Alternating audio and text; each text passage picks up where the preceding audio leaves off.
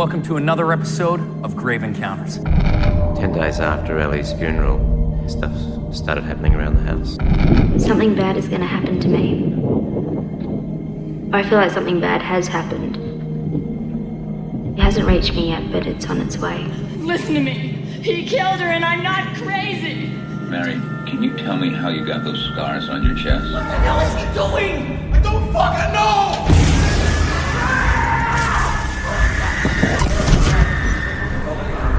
He said I'm all better now.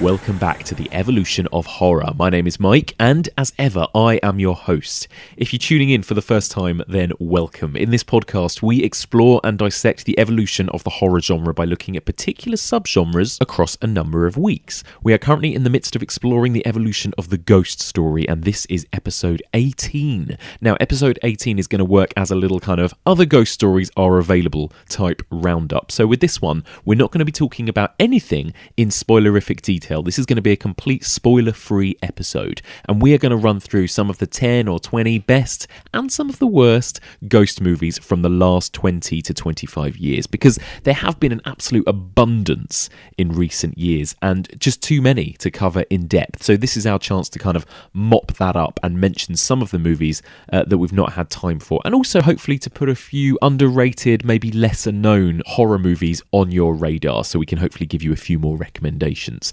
So, before I introduce my guest, here are a few contact details. Now, if you do follow me on social media, you'll know that we have already revealed what the next subgenre of horror is going to be that we're going to cover in the next series. And I will be giving more information about when exactly that series will start. So, if you want to know any of that information, if you want to know what films we're going to be covering, please do follow us on social media. That's at Evolution Pod on Twitter, at Evolution Pod on Letterboxd, and Evolution of Horror on Facebook. But let's get started. To join me to discuss a multitude of ghost movies, it is my great pleasure to welcome back to the podcast the brilliant Brad Hanson. Brad, welcome back. Pleasure to be here again. Lovely to have you.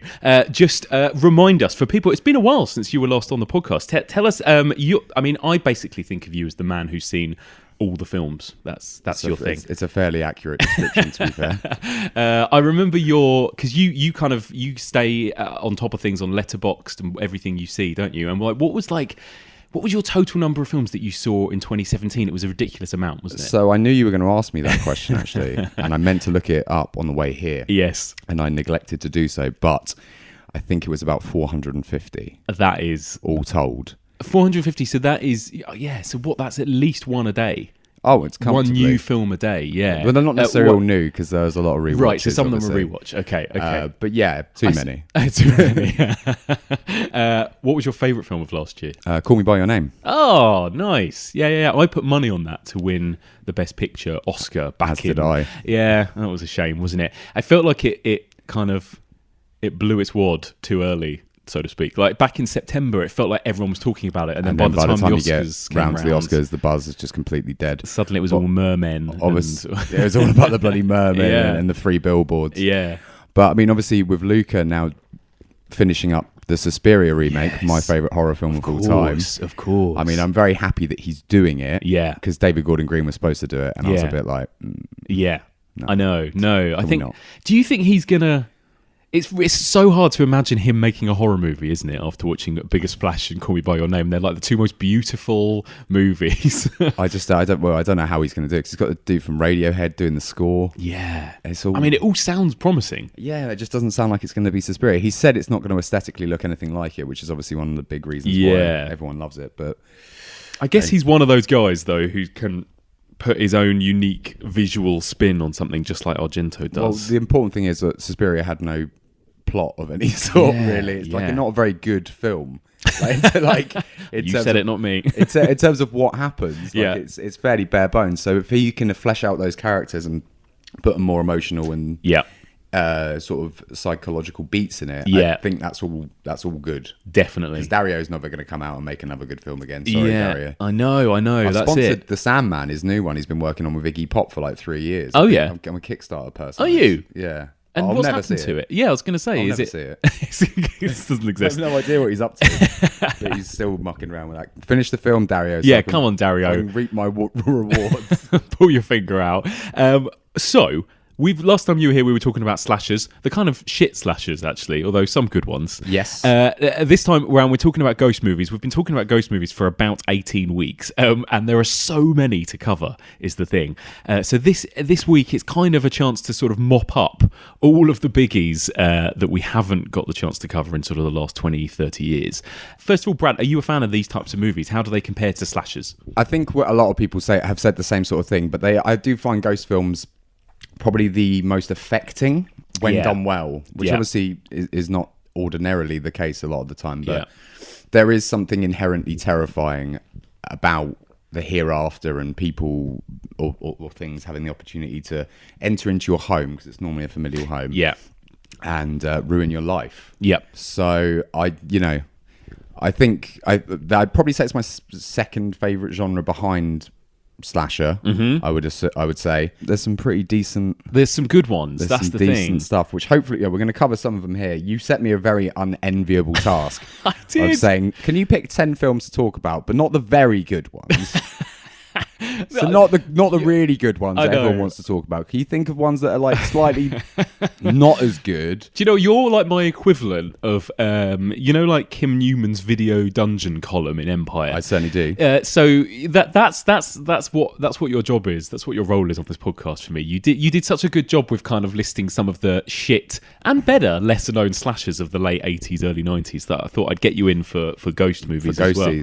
And so because we talked about this when we did the sort of Ringu episode and stuff, but it felt like sort of mid to late 90s, the ghost movies, kind of a big wave of them came about, and a couple of people were saying to me it might be something to do with maybe fears of the Millennium Bug or just whatever might have been going on, but there were kind of this, the Sixth Sense and the others and all the J-horror and everything that sort of came out. And since then, there've been pretty consistently a lot of supernatural, ghostly movies just sort of going along in the background whilst all these other booms have happened, like torture porn and everything else. Yeah, it's an odd one. I think you're probably onto something there, because obviously Pulse really tapped into that fear of technology and ghost stuff.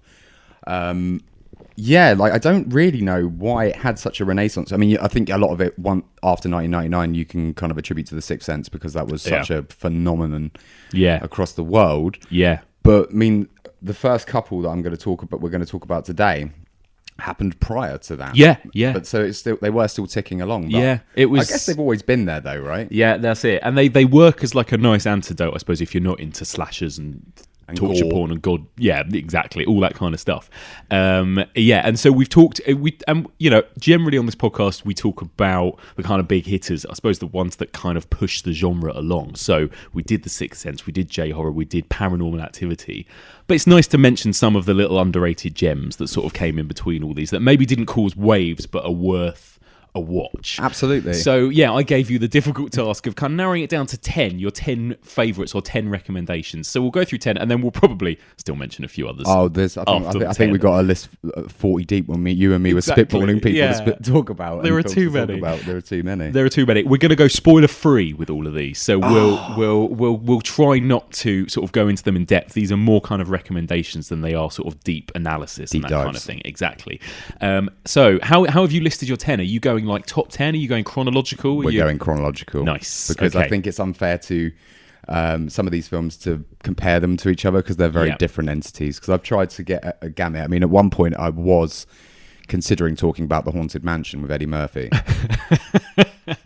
But then I thought, no one needs to ever talk about that film again. But yet it crossed my mind. You came close, all right, well, let's get started then. What is your first pick, your earliest pick? The earliest pick comes from 1996, and it's Peter Jackson's The Frighteners. Frank Bannister had a remarkable ability. Psychic investigator? To communicate with the dead. You can see spirits? Emanations are normally confined to the cemetery. You cannot push spirits around! Although they do escape. And an uncanny knack. We're gonna scare the living daylights out of your parents. For making a profit off the living. We're supposed to be his business partners. Everyone says that you're a fraud, but I've seen what you can do. Give it up, Frank. Death ain't no way to make a living. This was one of my favourites growing up, actually. I was a big fan of this. Can you give us a little brief plot synopsis? Okay, so Frank Bannister has which is played by Michael J. Fox, which was actually his last feature film before. Unfortunately, he was struck down with Parkinson's to a very severe degree. He has a car accident and gains the ability to see ghosts. So he becomes, as you would, a con artist that tricks people into paying him for paranormal clearings because he's enlisted a group of 3 ragtag ghosts that help him stage hauntings. But then stuff starts happening and people start getting numbers on their heads. Yes. And it's up to Frank to try and crack the case, because I can't go into too much detail because we're going spoiler free. No, it's a good setup. Now, is this, because, I think a lot of people might initially think, okay, Michael J. Fox, is this like kind of more of a sort of family caper, would you say, or is it a sort of, or is it a proper horror movie? It's weird because when I was rewatching it, I was like, it really does tread a very fine line, because it's got a lot of elements of what you've always known Peter Jackson to be, synonymous with, which is the kind of slapstick humor. Yeah. But it does have very like family beats to it as well. Yes, yeah. But then it's also got moments of like kind of barbarity and I mean, it's about a mass murder. Like Jake Busey's character goes on a killing spree and is trying to get more than Starkweather, and then he, the whole plot is that he wants to continue on his work after death. Yes. It's very like, yes, it gets darker and darker as it goes on, doesn't it? That's what I remember from it. Sort of starting off thinking, okay, this is a fun kind of romp, with this guy with his, his ghost powers kind of staging things. It almost has a kind of Beetlejuice vibe or something like that at the beginning. And then it slowly goes, you've got these kind of mass murderers and sort of proper nasty stuff happening towards the end, which is great. But then there's this weird sidebars as well. So like Jeffrey Combs' character, obviously from Reanimator, is like an undercover agent that's infiltrated all these satanic gangs, and I don't know if you remember, he removes his shirt and he's got like scarification of like that's all right. these occult symbols and stuff, and he's telling about how he was in the Church of Satan for 3 years and they did that, and you're like, that's such a weird thing to put in this. I think it was a 15. So it didn't quite fit in the family mold. No, it's obviously. And I think maybe that's what I mean, because it is fairly well known, but it's not as well known as you might think for something like that, a Peter Jackson movie starring Michael J. Fox. And I think maybe that's part of what it is that tonally it's quite weird. It's hard to market. It is all over the place, and it's kind of wacky and slapstick, and then it's really dark and grisly. But I love it. I mean, I love that kind of weirdness. Well, yeah, because I mean, Jackson's always been very good at doing that. And this was a really weird time for him, because he'd come off the back of Heavenly Creatures with Kate Winslet, which is kind of, breakthrough, powerful drama, really interesting. And then the next thing that he does after this is fucking Lord of the Rings. I know. 3 years. Has there ever been a weirder career? Like the stuff that he started with, then to Lord of the Rings, and then to things like not Funny Bones, Lovely Bones, and stuff like that as well. I mean, it's been a strange. He's had a strange one. Lovely Bones was one we could have talked about. We're not. Yeah, we're not. But it was on the original list, I remember. I forgot about it. No, there's too many. But yeah, I mean, are you a fan of Peter Jackson and his early work? His early work, yeah. Mate, I mean, so Bad Taste and Brain Dead are two of my favourite splatter comedies of all time. Incredible movies. I love Heavenly Creatures. Yeah. I hate all Lord of the Rings films. Hey, me too. So you've just lost about 30% of your listeners. Yeah, I've never understood it. I've never understood the love for it at all. Don't get wizard shit. Not interested in it. Me neither. I've tried and I've tried and I've tried, and I've watched The Fellowship of the Ring about 3 times, and I'm like, no, it's just people walking. That is all it is for about 3 hours. It's too long. What are you doing? But this was quite an interesting one, because there's a lot of CGI in this film that has. It hasn't aged particularly well. It doesn't look as good as it could, but at the time it was kind of at the forefront of what you could do with film, because there's a serious Nightmare on Elm Street vibe to when you're introduced into the film. He's kind of coming through the walls, like when Freddy comes over Nancy while she's sleeping. Yes. But yeah, the CGI didn't look great. Now it doesn't look great, but what it did is it showed people that he was capable of using that kind of technology to make a coherent film, which I think helped him get the Lord of the Rings gig. Yeah, it's amazing, really, isn't it? Yeah, I wonder whether it almost could have been more of a classic had it been made about 10 years earlier, and if it was all done with like Tim Burton-y practical effects, you know, rather than mid-90s kind of when everyone wanted to shove CGI into their movie. Let's see if what's this new thing that everyone's doing? Let's see if we can get it to work. But I mean, it's not terrible, but no, not at all. I was watching it last week when I was going through the revisit, and I was like, oh, yeah. I think what saves it is that it's kind of cartoony anyway, so you can kind of forgive it a little bit. Yeah, because it is kind of got that playful vibe to it, and also the cast and people involved in kind of the film that Jackson assembled is kind of like a who's who. Like Dee Wallace is in it, so you've got some old school vibes there. Rick Baker did the special effects on The Judge, which was played by John Astin, who's Gomez Addams from the Addams Family. Yeah, amazing. And then you've got Danny Elfman doing the score. Yeah, which is, you know, very traditional gothic-y kind of score. I think that's why it gives me a Burton-y feel as well. Definitely. Yeah, no, definitely. That's kind of, I think you definitely get that. But it's also got what's his face, the guy who always plays the kind of shouting army general from Full Metal Jacket and all of that. Arleone. Yeah, that's it, Arleone. Yeah, I've written down. Yeah, who basically he is reprising his Full Metal Jacket role as shouting offensive sergeant. I do not like you. You cannot bring your spooks in here without my permission. Disappear, scumbag! I think it's one of those movies that is like, yeah, it has aged a little bit, but it's just so much fun and it's endlessly rewatchable, especially compared to some of these movies that we'll get into later on that I think are brilliant, but especially the post-Sixth Sense ones where it's like, oh, we're relying on a twist, and that because you need a twist now. Yeah, and that's it. This doesn't really have a twist. No, se. It's fairly linear. There's also some beautiful shots in it because obviously he's always been a visually interesting director. Yes. So there's a scene where Michael J. Fox is revived after slowing his heart rate down because he needs it. Yes. Which is also kind of a Nightmare on Elm Street vibe as well in terms of putting yourself into a coma to tackle the thing you're dealing with. Yeah. When he wakes up, there's this like shot that pulls out when he's covered in frost and stuff, and it's beautiful. Yes. And you're like, well, obviously you then went and made 57 hours of lush green scenery. Yeah, of course you did, because you can shoot beautiful things when exactly. But also he knows how to shoot, you know, like the way that he shoots, especially Jeffrey Combs' character, where it's like extreme kind of you're in his face, like in the most kind of grotesque fashion imaginable as well. When the main female character shouts at him, he has to go and throw up. Yeah, he doesn't do well with strong women. I love it. Good. It's brilliant. It's basically like, it feels like they just got Jeffrey Combs in and said, just do your thing, just do what you want. Apparently Peter Jackson didn't know he was still available to work, because obviously after post-Reanimator he didn't really do anything. No, but he reached out because he specifically wanted Jeffrey Combs in it. It's brilliant. It's a classic kind of and Jeffrey Combs kind of a role. He got the and there because it feels like it. It's like they roll him in to do his thing, and he does it so well. Yeah, so well. You just don't get it, do you, Frank?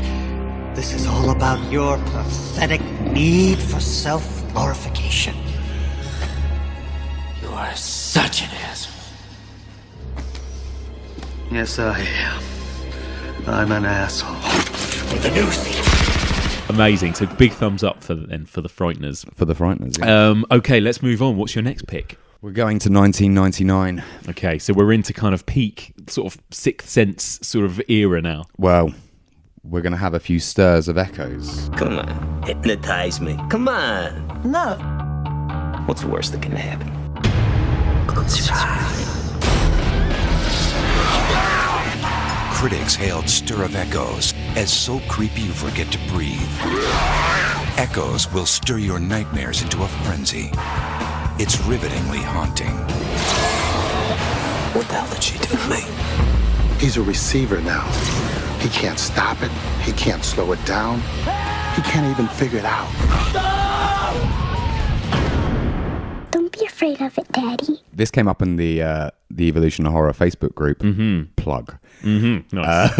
Recently, and a gentleman on there, I'm sorry I don't remember your name because you offended me so greatly, said that Stir of Echoes was the worst ghost movie he's ever seen. That's really extreme, isn't it?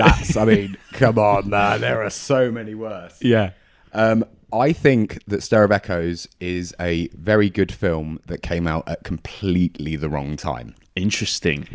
Why is that? Because it came out in the same year and after The Sixth Sense. So it just got lost in the shuffle. M. Night made this big, clever, interesting ghost movie. And then this one also has interesting, clever ideas that it does with it. Obviously, it's not as well executed, but it just kind of got lost because everyone was going on about The Sixth Sense. And I just think if it had come out a year before, maybe a year or two later... it would be held in higher esteem. Plus, Kevin Bacon. I know. I love him. I don't care what people say about him. I don't care if he does those terrible adverts now. I just think he's so watchable. I think he's brilliant. Especially in Wild Things at the end. Oh, yes. Yes. Oh, and do you remember Hollow Man as well? Of course I remember Hollow Man. I got a pirate copy of that. Sorry, the government. Yeah, sorry. But I got a pirate VHS copy of that, a covered market in Cleethorpes when I was about 10 years old. Brilliant. That and Fight Club. Yeah. That was a good day. It was a good era for Kevin Bacon around this time. Great time. Late 90s. Yeah, Wild Things. What a movie. Anyway, let's not digress. That's a different podcast altogether. Yeah. So it's directed by David Coep, who went on to do Secret Window with Johnny Depp. Oh, God, yeah. And he just went from strength to strength. Ghost Town with Ricky Gervais. Oh, God. And obviously Mordecai. Oh, my God. Wow. So he's basically responsible for shit Johnny Depp almost, isn't he? And him and Paul Babinski. Letting Ricky Gervais think he can make movies. Yeah. So, I mean, there's just... He's got a lot to answer for. But what is interesting is the writer. Mm-hmm. This guy, right, wrote Jurassic Park. What? And Death Becomes Her. Oh, which is Death Becomes Her is like one of the best films ever, but that's by the by. But yeah, so it's been written by like an interesting writer who's got success. So basically, I got serious The Shining vibes off of Stir of Echoes in my rewatch. Mm-hmm. So there's like, sorry, we've got to do the plot. Yeah. Go on. So Kevin Bacon's character, which I've neglected to write down because it's always good to be well prepared for these things. Goes to a house party, and I think it's fair to say that he's a bit of what we would now call a bit of a lad. Like he's kind of a dick, right? Yes, he is. Like he's not like an inherently bad person, but he's a very closed off person. Yeah, he's got his little bubble, and he likes the way it is. So they're at a house party, and one of his wife's spiritual friends has been learning about hypnotism, and he says, "Oh, you were not going to do it to me, obviously, because big man bravado." He goes under like that, and she says that he should be more open-minded. Yeah, that's right. The problem is with hypnotism, don't be so vague, because that could mean anything. Unfortunately, the opening his mind up to new ideas or new concepts allows him to start seeing a girl that is very much haunting his house. Yes, that's right. And then it goes a bit Nancy Drew on it, and he tries to understand what she wants from him. Yeah. While she also creepily judders around, kind of. I think this came out about a year after Ringu, so she's kind of got the weird walk. So they're already kind of pinching, hand-picking from sort of different bit of things. Definitely, and it's kind of got like a dark water vibe because she wears a parka as well. Yeah. So that you've got that kind of thing. Dark water came out after this, so that's by the by. But that's the problem, is that it reminds you of so many other films, I think, this movie, doesn't it? Yeah, so The Shining's the main one, though, because there's a policeman that helps the mother understand what's going on, because he's almost like the Scatman Carruthers version.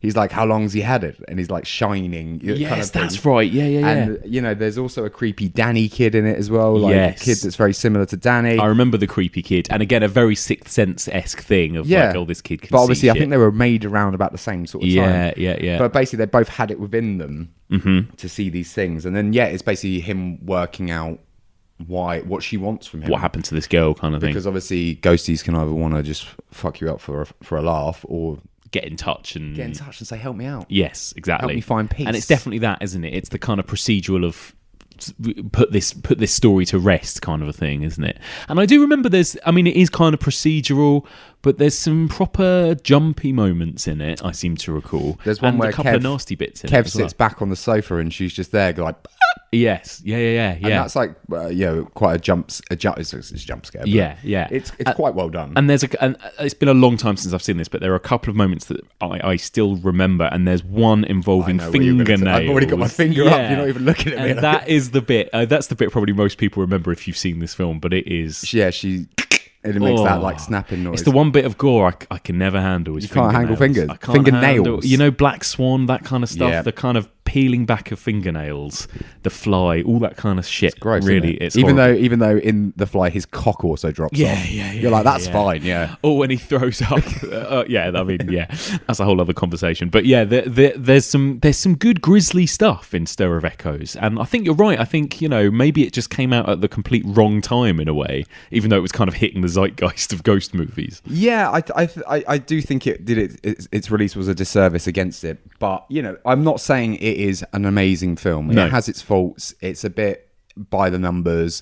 It's a bit schlocky, but like I was rewatching it because I was like, I definitely need to rewatch this one because I've not seen this one in years and years and years, and I didn't hate it. No. So when that guy came up and was like, it's the worst ghost movie, I was like, no. It's definitely not the worst. No, that's harsh. No. It's definitely not the worst. We've got a plentiful list here where we can argue that there are worse. Exactly. And I wouldn't recommend going out and spending money to buy it. But, if it was on some sort of streaming service, I would definitely put it on if you've never seen it. Because it is good. And, it's been enough time now since The Sixth Sense. That you're not going to kind of go, oh, this is The Sixth Sense. Because it is and it isn't. Yeah. It is and it isn't. They are quite similar things. And like you say, this was probably not made after The Sixth Sense. It was just a bad timing. It just happened. Yeah, exactly. It just happened. But give it a chance. It might surprise you. Give Kevin a chance because he, plus, worst comes to worst, it's Kevin Bacon. It will help you with 6 Degrees of Kevin Bacon when you play that game later on. Exactly. Actually, it won't because I can't remember. There's no one else in it. All right, lovely. So that's Stir of Echo. So what's next? We're going only a year ahead. Yeah. Because we're in this kind of little boom here. This sort of the boom years. off the back of The Sixth Sense as well. And we are going to talk about what lies beneath. I heard noises. I didn't want to disturb you, but at the house, I was scared. Claire's hearing things. What are you hearing? Voices, whispering, a picture fell. Missing girl. Do you remember this? No. I stopped at this cafe to get a coffee and I see Norman, but he wasn't alone. Look at this. Doesn't that look exactly like a face? And there's a hand, see it? Someone who's very close to me seems to be in contact with some kind of entity or spirit. There's a ghost in my house. Any idea what she wants? She said... Yes, What Lies Beneath. Classic. Michelle Pfeiffer. So we got, again... What has happened to her? Again, I wonder if this is... if it's coincidence or if it's a result of The Sixth Sense and the fact that it made so much money and the fact that it starred Bruce Willis, but you've got some quite big actors starring in a lot of these movies as well. This one's got, Harrison Ford. Yeah. It's got James Remar looking like Richard Dreyfuss's character from Jaws for the entire film. Yeah. It's weird, and I wonder if that... Because I think this did quite well, this movie. I remember a lot of buzz about it. I remember a lot of people going to see it. I think it made a lot of money. Yeah, it definitely did. I'm sure probably because it starred Harrison Ford and Michelle Pfeiffer. But that adds a lens of credibility regardless of kind of what the film is. Yeah, exactly. I've got to say, on my rewatch... Didn't love it as much as I did as a kid. No, well, it's not brilliant. That's what I was about to say. I think it did well because of the names behind it, and actually, it's a very generic kind of. It's definitely worth noting, which is why we're noting it because these aren't all recommends. They're just they're just notable. Yes. And this one is definitely notable. You can say that, but rewatching it a couple of days ago, I was like, I don't really like this. So tell us a little bit about it. Now, this, if I recall, has like a little bit of a Rear Window vibe, doesn't it? On my notes, I have Rear Window written on here. So it's directed by Robert Zemeckis. Oh, is it? Yeah. Oh, okay. Yeah. So there you go. You got him. First things first. Before I get into the plot, there's a little tidbit that I just need to. If people could answer us and let us know if this happens. There's a scene very early on in the film where Michelle Pfeiffer is getting out of a bath, and what she does is she hair dries the mirror. I was just wondering, do people do that? Because I've never heard of it in my life. To get rid of the condensation and stuff. Wow. Do people put hair dryers on mirrors? Because I've no idea. No. But that is an aside that I just need an answer to because I didn't know that people could do that. No. So Claire and Norman Spencer have just packed their daughter off to college. Mm-hmm. which gives them a lot of free time. So Harrison Ford is a doctor, an academic of some form, and quite stuffy, grumpy. Yeah, he's very Harrison Ford-like. Yeah, kind of, but kind of flirty. You know, he's got a sexual element to him, shall we say? Yes, because this was peak Ford. This was before he started to melt. And Michelle Pfeiffer is unfortunately the kind of, you would define her as the kind of bored stay-at-home housewife. She just wants to work on her garden. She used to be a really famous musician, but she gave it all up. The Rear Window vibe thing comes from the neighbours next door. She thinks that James Remar's character has murdered his wife. Yes. Because they're always either banging or fighting. Yes. And there's a lot of kind of housewife staying at home watching through binoculars what's going on opposite. Proper Rear Window, shot copies, basically. Yeah. So she thinks it's a murder cover-up, and the girl is trying to is now haunting her to tell her, very similar to Stir of Echoes, solve my murder. But then it transpires that not necessarily might be the case. But we can't, unfortunately, get into spoilers. No, which is a big part of what Lies Beneath kind of is. No, absolutely. But I think that's a good recommendation. I mean, it does have twists and turns and surprises, which is great. And it has that Sixth Sense-esque kind of, let's shove a twist in at the end. And I do remember, people going, oh, did you guess what was going to happen? It's rare that for a film where Harrison Ford plays a dick. Yes, yeah. I mean, we all know outside of the film world he can be quite a dick. Yes. But he's always normally, the hero or the nice guy, or or getting killed by Kylo Ren. Yeah, exactly. Spoiler. Sorry about that. It's been 2 years. It's your own bloody fault. Still too soon. It's still too soon.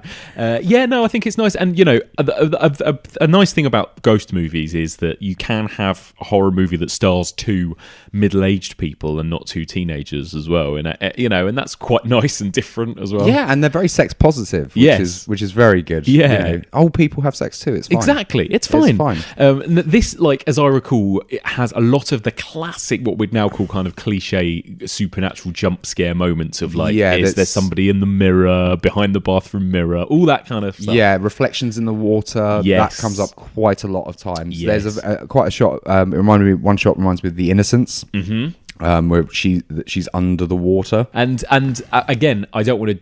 We don't want to spoil it too much, but isn't there is a jump scare I remember that is that is literally a Rear Window jump scare where she's looking through the fence, where she's looking at and it kind of pans across and then bang. Yeah. I mean that's that's clear as mud to anyone listening to that.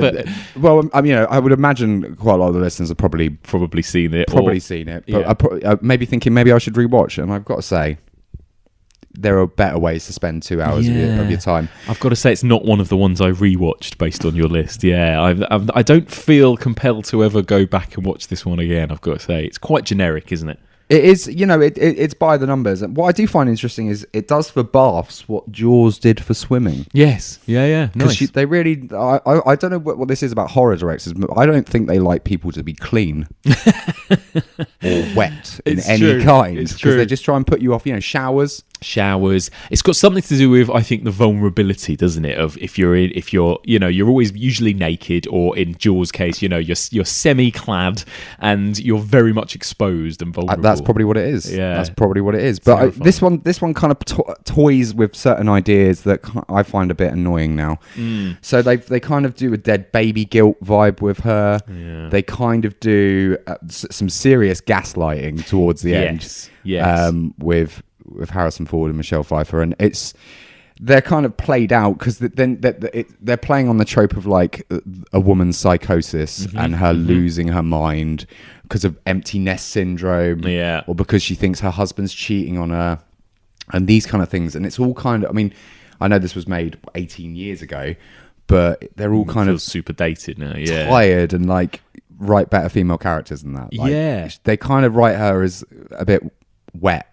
Yeah, literally. And now, back then, obviously, when you're younger, you don't really see these kind of things, but they kind of do play her kind of pitiful, and I don't think she needs to be that. No, especially when she's kind of meant to be our sort of heroine, really. I mean, the character that we are most closely aligned with. Yeah, it's okay. So we're kind of dubious thumbs up for. Yeah, I mean, it's worth a watch if you haven't seen it, because I think it's in terms of the spectrum of ghost films, it's a big film. It's a big one. It's got two big names at the centre of it. It's quite glossy. It's very glossy. It's very nice to look at. There's some really clever uses of special effects as well in it, and CGI.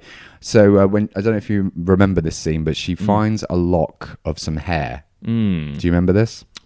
Vaguely. And she becomes kind of almost demonically possessed by the spirit of the spirit. Yes. And she kind of seduces Harrison Ford. And then there's a scene where she's over the top of him and she goes, I think she's starting to suspect something. I think she's starting to suspect something.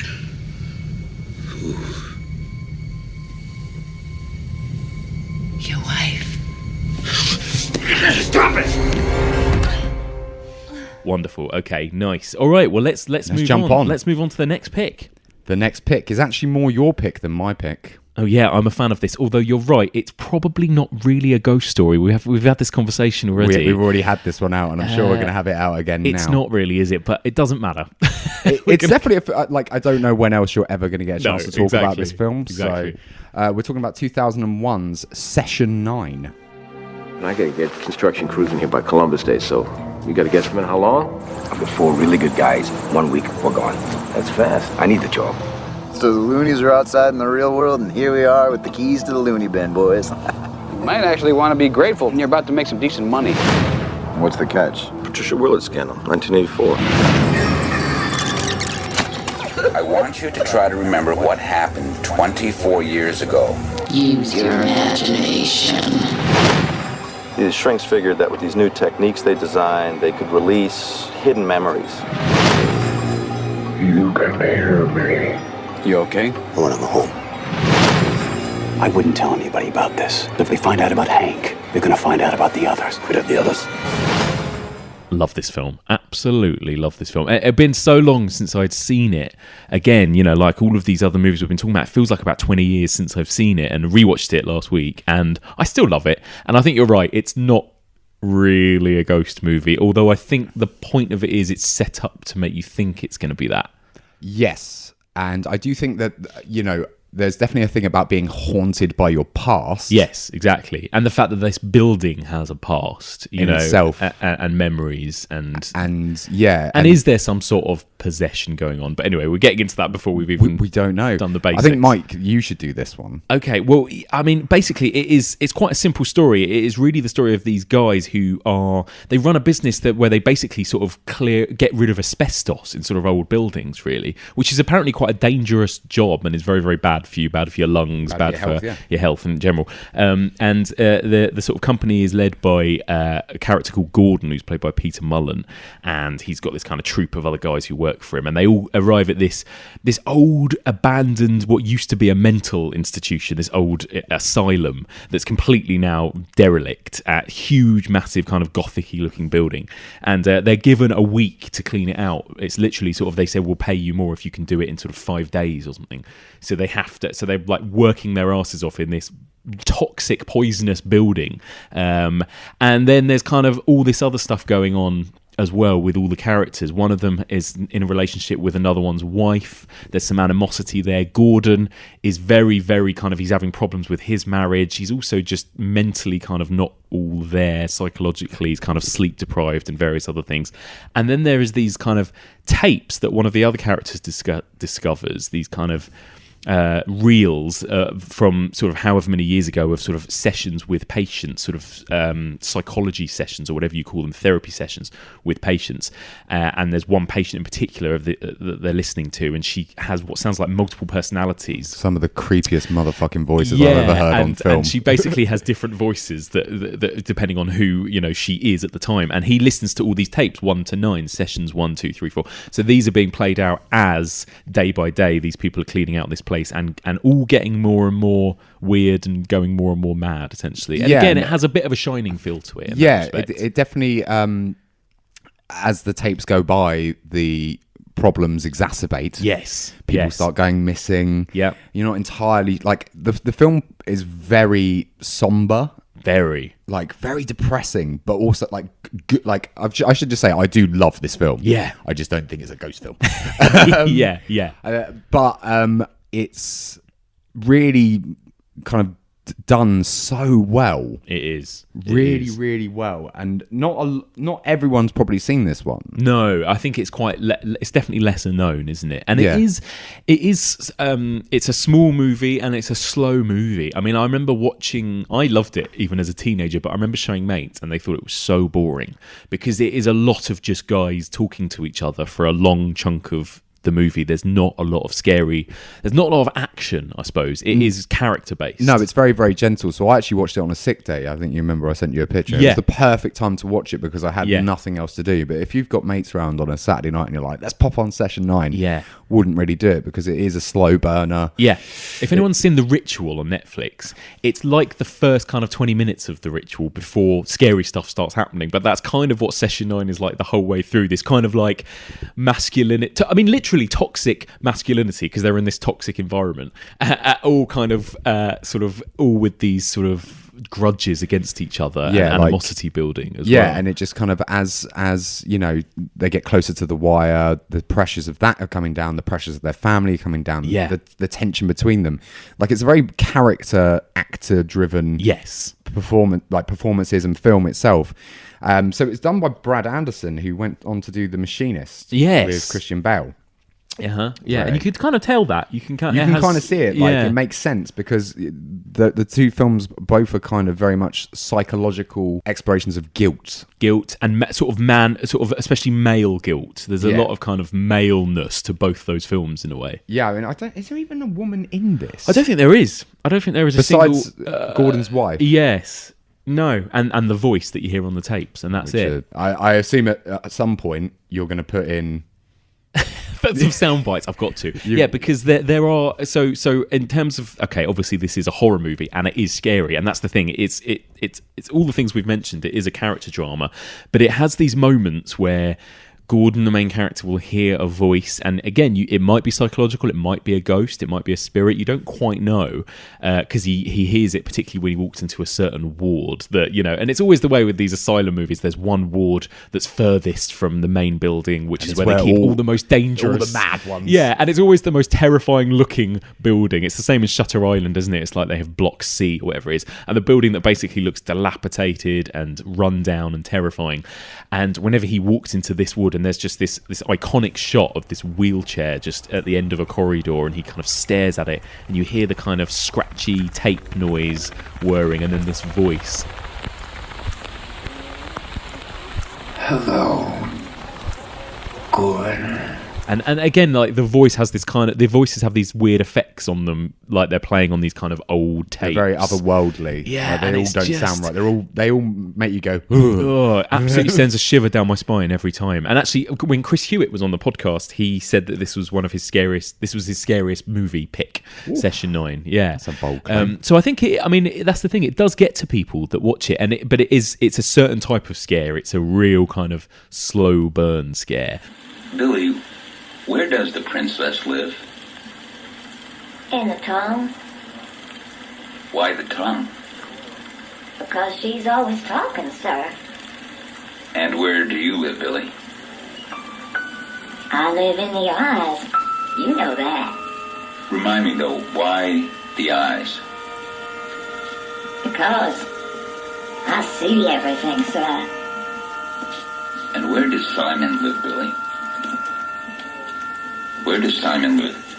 But I think it definitely pays off at the end as well, though, right? You don't walk away like with a lot of third act woes that horror films in general have, not necessarily ghost films, but all horror films, where they can't finish them. Yes. This one finishes with like a reasonable conclusion where you're like, well, that's fucking bleak, isn't it? Yeah, and it's just left you with a really bleak, horrible feeling. Outlook. I had to go, so another film that we are going to talk about in a bit, I had to watch straight after because I was like, I feel funky now. I'm already ill, and now I'm bummed out. So. Yeah, exactly. Depressed and ill. And we've got David Caruso in this as well. Yes, that's right. Yeah. And he doesn't. I think I can't. So obviously we watched it recently. I can't remember if he takes his sunglasses off at any point because that's obviously Exactly. All you pay him for, isn't it? Exactly. That's what he does. That's what he does. He just does that. I tried to work out as well initially when this was set, because there was one character who looks so 80s. He has a mullet, and he carries around with him this massive boom box. Yeah. And I thought, is this meant to be set in the 80s? But then they have mobile phones at one point, so I think no, actually, and they look like early. He just likes 80s. Yeah, and they look like mobile phones from 2001. They're the kind of flippy phones. So I was like, no, okay. But it does have a weird sort of timeless vibe as well, because it's just set in this one old building. We never really leave it, and it's just, it could be any time. It's not really specified where they are even as well. Which makes it good for rewatches and stuff if you can ignore the boom boxes and Nokia 3210s. Yes, exactly. It's not really dated. It's kind of it's timeless in the fact that you could watch it now and you wouldn't be like, I'm watching an old film. Yeah. Because I think it is done in like a very interesting way. Yeah. But it's not going to be for everyone. Some people are going to find it too slow and too boring. It's certainly not your Stir of Echoes, What Lies Beneath type of a ghost movie. Where you're punctuated with 10 minutes. Every 10 minutes there's a jumpy scare or plot development. This is all just like, why are they still ripping tiles off the wall? Exactly. All the time. Exactly. I know. And as I get older, in my old age, that's my ideal type of horror movie now. I'm scared by people ripping tiles off walls, to be honest. That'll do it for me. Yeah, you think about the health hazards. Exactly. It's the witch. It's all those types of things where it's like, I don't need things jumping at me anymore. I'm just a man chopping wood, or some shots of some trees will do it for me. Yeah, that's bleak. Yeah. And somber and scary. Exactly. Don't need chainsaw wielding maniacs anymore. We don't need them. We've seen them. We're bored of them. No, exactly. We're getting too old for that. So that's another one. I mean, really, that was my pick. I shoehorned that in, but that's your fourth pick there on your list. It is. Is it number 4? Yeah, it is number 4. And number 4. Time is flying. We're getting through them. We are, absolutely. Although we have been going for 45 minutes, so time is flying. Holy shit! Yeah. Right, we need to. Right, okay. So this one is a cheat. Oh yeah, go on. This is a cheat. 2001 again. They came out within 11 months of each other. They're both directed by the same director. Yeah. They're both fairly shit. Yeah, I think it's good that you've put these two together. This is good. It's 13 Ghosts and Ghost Ship. I represent the estate of your Uncle Cyrus. We have an Uncle Cyrus? Cyrus recorded this message 6 weeks ago. He asked it to be played for you in the event of his death. Arthur, I've instructed my lawyer to deliver my last will and testament. A key? A key to what? A key to your new house. This house is the fruit of my life's work. Oh my God. It is a one-of-a-kind home. It's marvelous, isn't it? Wow! Arthur, we've got some papers to sign in the library. After that, I would love to take you and the family around a tour of the house. This place is awesome! All right, now I know I'm dreaming. Well, your uncle was quite a collector of many things. What the hell was that? Yeah, you were very insistent on this because we were toying with putting other ones in, and I was like, well, you could drop 13 Ghosts. I'm not dropping 13 Ghosts, man. I love 13 Ghosts. I am fully aware that it is shit. It's not good. And actually, the original is atrocious as well. Because you covered that with Mike, didn't you? And a terrible movie. And, Michael Blythe, bless him, will not say a bad thing about any film. But actually, even before we started recording, Michael Blythe went, it's terrible, isn't it? It is terrible. And, and I think the remake, terrible as it is, it's probably better. It's probably more watchable. That's the thing. Fun. Yeah. That's the only word I could describe it when I was rewatching it. Was this is so stupid, but it's so much fun. And I think there's some amazing creature design. There is. The ghosts themselves, like the Banshee and the Juggernaut and all the different ghosts within the film, are amazing. Yeah. The set design, that big glass fucking weird house, amazing. Definitely. The plot, garbage. It's totally garbage. Matthew Lillard, of Scream fame, screaming constantly throughout the entire movie, but every single one of them sounds like an orgasm.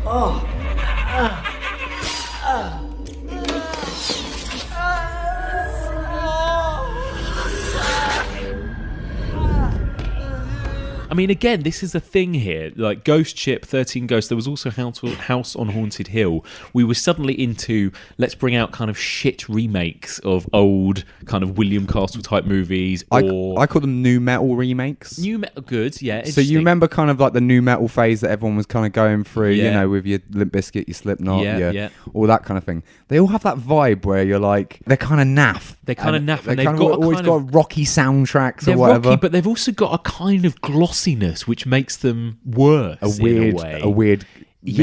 Yeah. Let me see something properly grungy and, you know, nasty and gritty. These are kind of neither. They're like pristinely made trash. Yeah. It's weird. Yeah. And there was a lot of this. This is that's a post-Scream thing as well. It's like when we talked about the post-Scream slashers.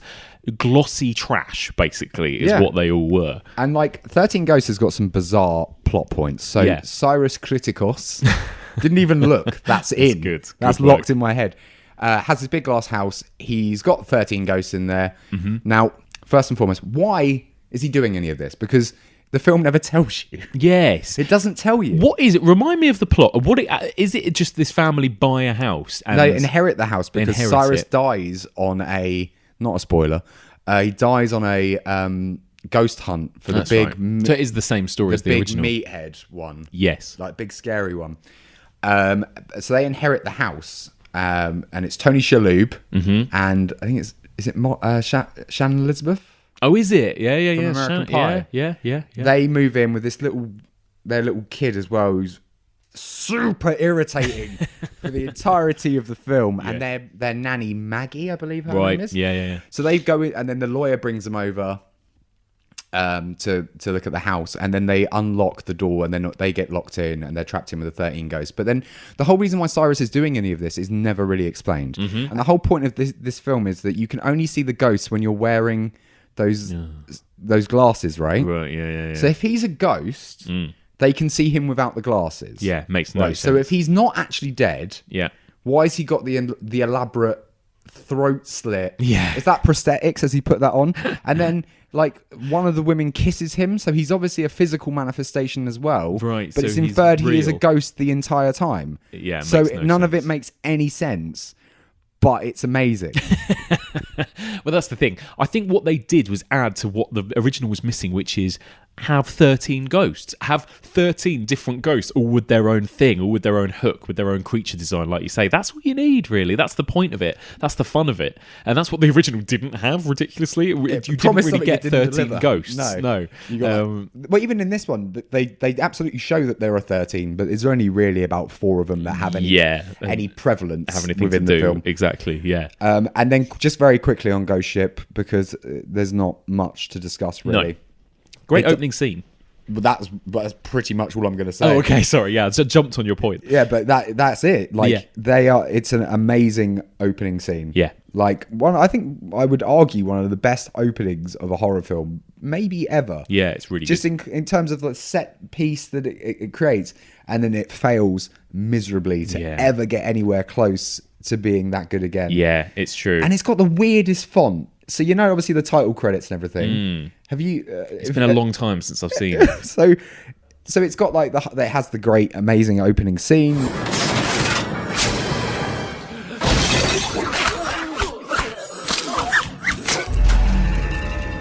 But then it cuts to obviously one day, and it ends with like almost like Walt Disney style writing, and it comes up in pink. Brilliant. Ghost Ship.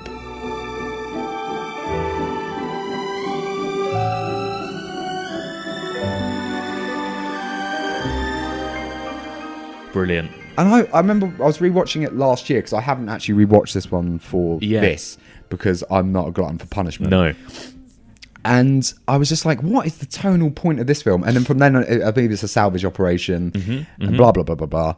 And the rest of it is very by the numbers. You probably don't need to watch it, but it's worth noting because they were done by the same director who's never done another film since. Yeah, interesting. He did these 2 films within the space of a year. And then finished. And then he's done. What was the name of there was a name of a company that made these movies, I'm sure, and they also made House on Haunted Hill. Was it like Dark Castle or something? Dark Castle, yeah. And again, it's like they all had that. And actually, House on Haunted Hill, the remake, had a good opening scene as well, where all the patients escape, and it was quite nasty and grisly, and it had quite a lot of promise that it then sort of failed to deliver. I actually don't mind that one either, to be honest. Yeah. But I think a lot of it's down to nostalgia, because these were like contemporary films that were coming out when we were of age that we could watch them. Definitely. So I do have rose-tinted glasses, I think, for a lot of these sort of films. Yeah. Even the way that 13 Ghosts is spelt is so with stupid. the number in it. Because it's 13N Ghosts. Like a 7 thing, isn't it? But completely wrong. But you're right. Worth seeing Ghost Ship for that opening scene. You could probably just watch that on YouTube. I would just do that and forget the rest of the film. Yeah, you don't really need to waste your time with the rest of it. But 13 Ghosts... Mike's going to say don't watch it.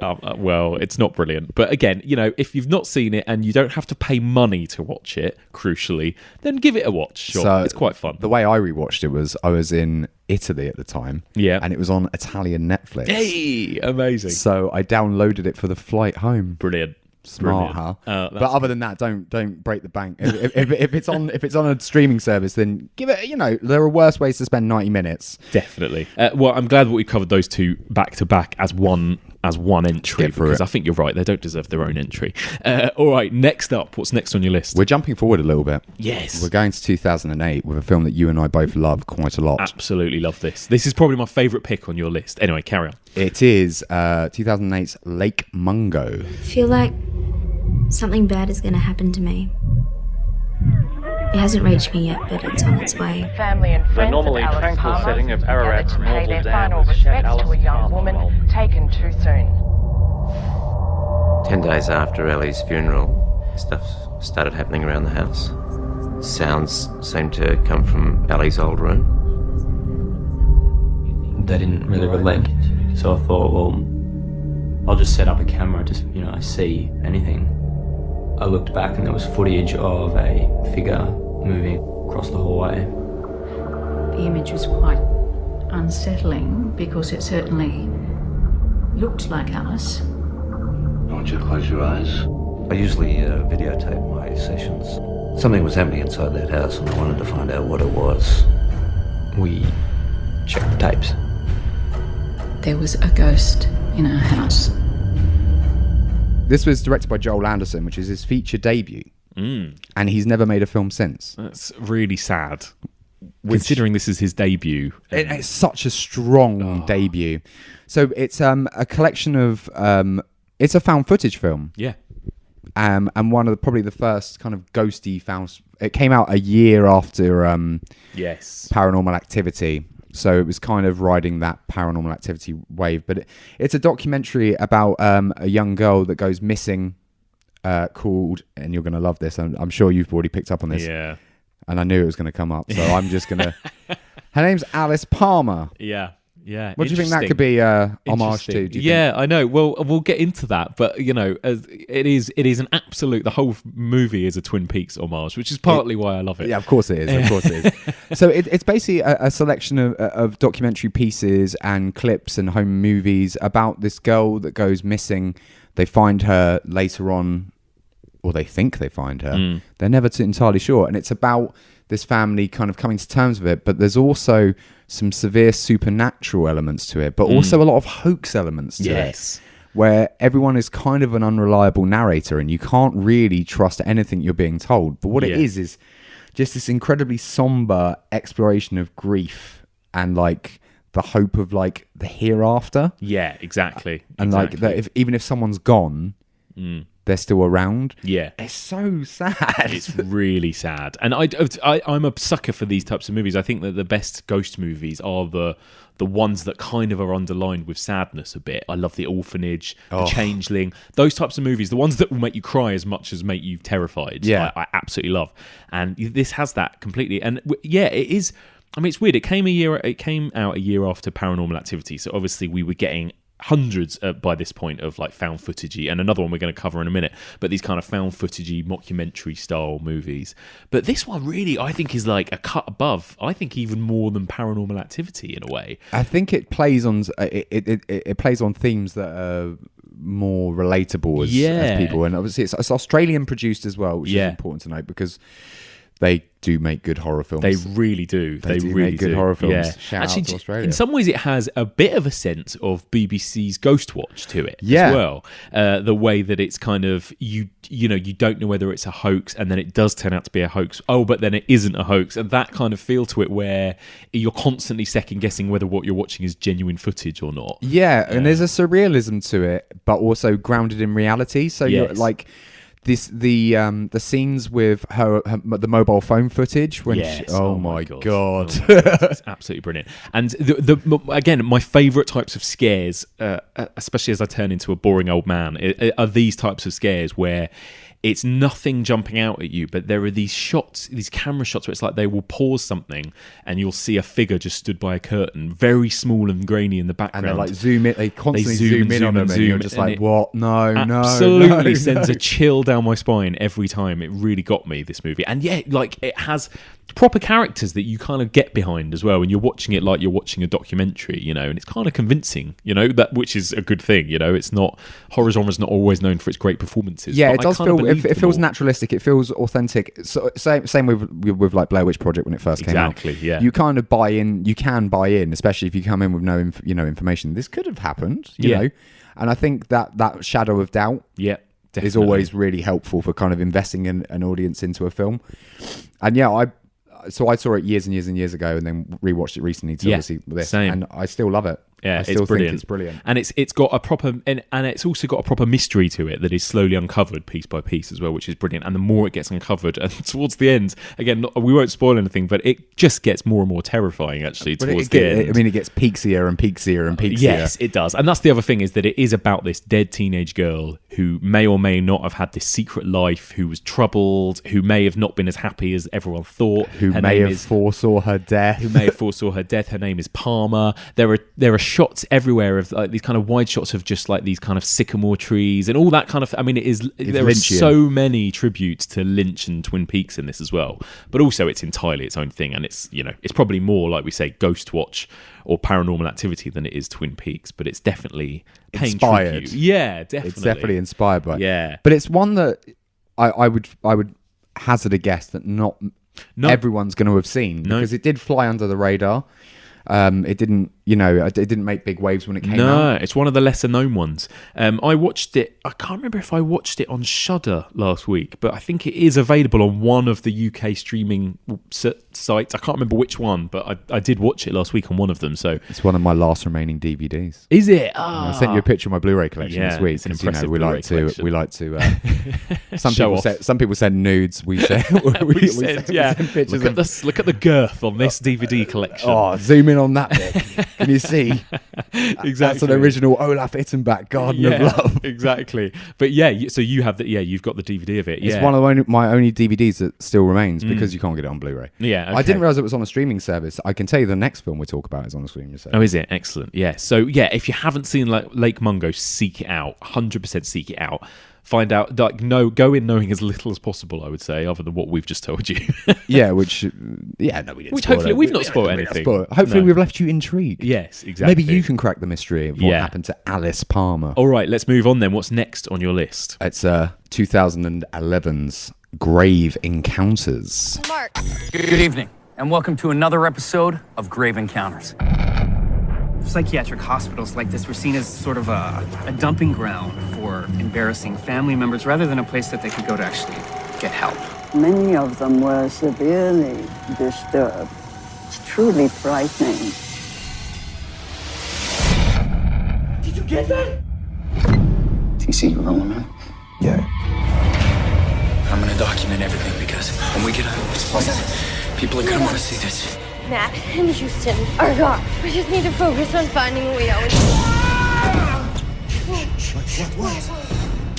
So it's like I watched this and Lake Mungo back to back, and it's like we catapult to the other end of the spectrum with Grave Encounters, which is the most overwrought, frantic, scary over the movie. top. Yeah. Silly, but kind of fun found footage movie. Yeah. Available in the UK on Shudder, I know, because I watched it there. Yes, yeah. Which was very handy. And this was directed by the Vicious Brothers. Yes, it was. Brilliant names. Brilliant. Very much a Ron Seal guys. So one of them isn't really doing anything else, but the other guy, Colin Minahan, he's then gone on to do It Stains the Sand Red. Oh, yeah. And Extraterrestrial. Oh, cool. And he's got a new film coming out this year called What Keeps You Alive, which apparently is about a lesbian couple. So he's riding the LGBT wave. Nice. Cool. So that should be quite good. Excellent. So Grave Encounters then. So give us... shall I do this? I keep making you do all of them, don't I? Do you do Grave? Grave Encounters is essentially like you're watching an episode of a TV show called Grave Encounters, which is like a most haunted type thing. So it's jumped on that bandwagon of let's all go in with this crew of cameras and specialists into a haunted building. It's all night vision and let's see what happens. And obviously the point of this program is that it's kind of a hoax, really, and that like it's all staged. Yeah, it's all staged. It's all bollocks. Presented by this really obnoxious, awful man. I basically didn't really like any of the characters in it at all, but you're kind of not meant to, really. But the film opens with a kind of somebody introducing in an edit suite, this is footage from episode 8 that was never aired of Grave Encounters, and, because something really bad happened. What you're about to see isn't a film. Altered in any way. It's the Cannibal Holocaust. Yes. It's the Cannibal Holocaust reel. Exactly. It isn't in any way edited to be dramatic. We are just showing you a selection of the rushes of what we filmed in this place. So then we go to a proper found footage, like you say, Cannibal Holocausty, Blair Witchy kind of, here is their footage. And again, similar to Session 9, although not in any way tonally, but they go into an old abandoned asylum, a mental institution, which is supposedly haunted, and these guys go in and decide to lock themselves in there for the night and see what happens. And of course, sure enough, shit goes down and they are stuck in there for the night and things get worse and worse and worse. And it's all very much running around with cameras, people getting picked off, disappearing, going mad, all that kind of thing.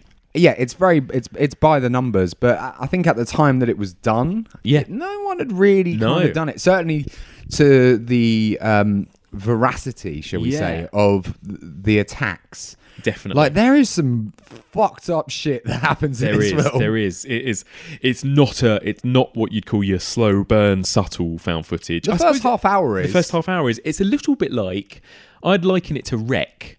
Yeah. It's like that, the way that it escalates and it becomes more and more dramatic as it goes on. Yeah, there are some scenes where you're just like, Jesus Christ, can we just dial this down for like a second? You are... It is inundating proper, quiet bang, shout in your face, things popping out in all directions, and it's good. It's effective. It's properly scary. It's a proper crowd pleaser.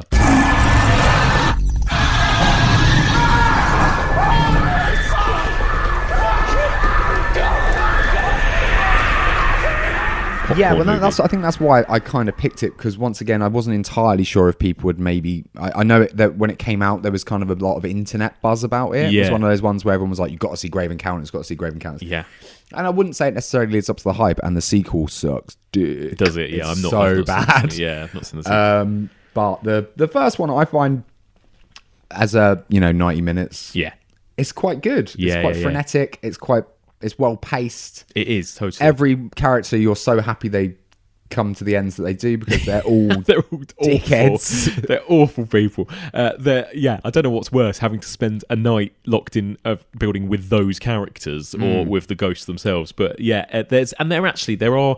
I say that there's a lot of jump scares. There are moments, though, actually, when I was watching through my hands, rewatching it last week, thinking something was going to happen, and it didn't. And it does kind of take its time in a way before it hits you with all these jump scares. Like, there's moments when somebody is just wandering around on their own and they're kind of turning corners, and every time they walk into a little cell or a room, I wince. I'm like, oh fuck. And I'm just expecting to see some mental patient stood in a corner or somebody walk past or something. But it kind of teases you and doesn't give you that. Exactly. And then eventually it does give you all of that stuff. But it is well paced, like you said. And I think there's some interesting things. So a lot of the earlier shots, they play with, the light orbs that they bloody love on Most Haunted. Yes. They start peppering some of those in, because the CGI and the special effects in it are really good. Yeah, still really good. Yeah. And then they kind of play with this kind of like perpetual darkness, like time's lost all meaning. That's horrible. There's the mass hysteria. Yeah. Like, and then the asylum itself becomes like a labyrinth and a maze that they can't get out of. Yeah. There's a bit where they find all the rations. Yes. And they think they've only been there a day, and then all the food's rotted and everything. Absolutely. Yeah, that kind of stuff is terrifying. The idea of it is absolutely terrifying. Like that kind of shifted reality, and like things are not what they seem.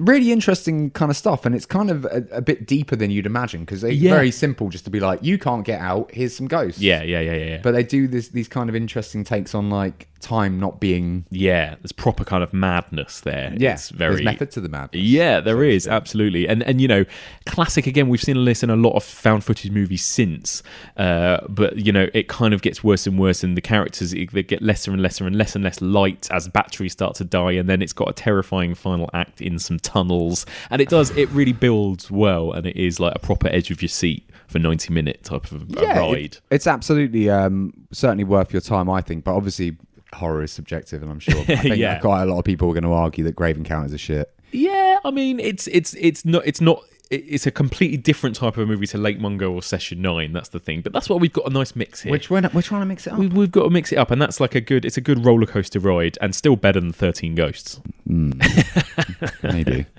not. All right, that was Grave Encounters. Let's move on. 2011 again. Yes. T West. Ty West. I call him T. T West. Why not? I think I'm inherently wrong, so it's probably Ty West, isn't it? I think it is Ty West, but you know, you'd call him T West. Oh, now I'm going to call him Ty because I feel stupid. Oh, okay. With the Innkeepers. Do you know the story of Madeline O'Malley? She was the woman that died here in the hotel. She hung herself after her fiancé stood her up on their wedding day. And ever since then, people have reported seeing the ghost of Madeline O'Malley roaming the hallways waiting for her lover. Some say she's even looking to take up a new one. This is our last weekend open, so we've got to find some proof that Madeline O'Malley really exists before this place closes down. I have my microphone so we can make do with EVP investigations. Yes, I'd like a room for the night. Since the hotel is practically empty, we might have a good chance of making some real contact. What was that?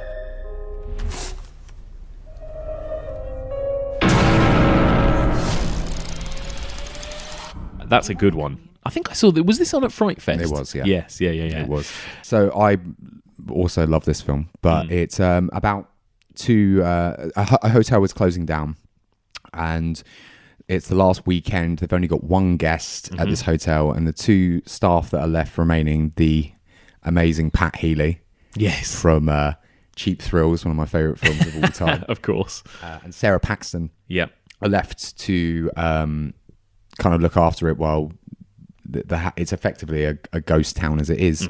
But they themselves are really interested in paranormal research, so they are doing effectively the same setup we're doing now with mics, trying to capture ghost phenomenon or on camera or sound design, because they're very fascinated with it. He runs a website where he's trying to kind of get clicks and likes to talk about this hotel before it closes.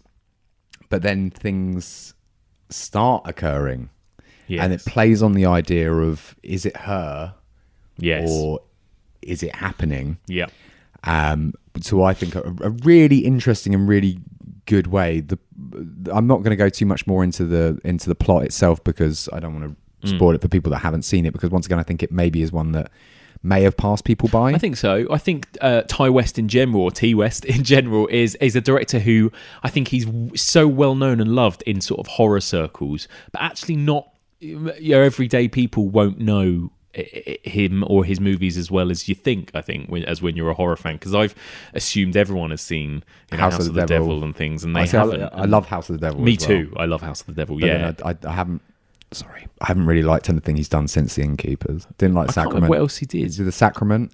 Oh, I actually didn't mind that. Yeah, that was. I'm a bit of a sucker for anything cult related. I was very hyped for that film when it played at Fright Fest, and then I walked away a little bit. Yeah, it's a bit predictable. And then didn't he do a Western last year in the Valley of Violence? Oh yeah, I haven't seen with that. Ethan Hawke. I've seen half of it. That will give you an idea. I don't ever not finish films. Oh, okay, all right. But The Innkeepers is a good one.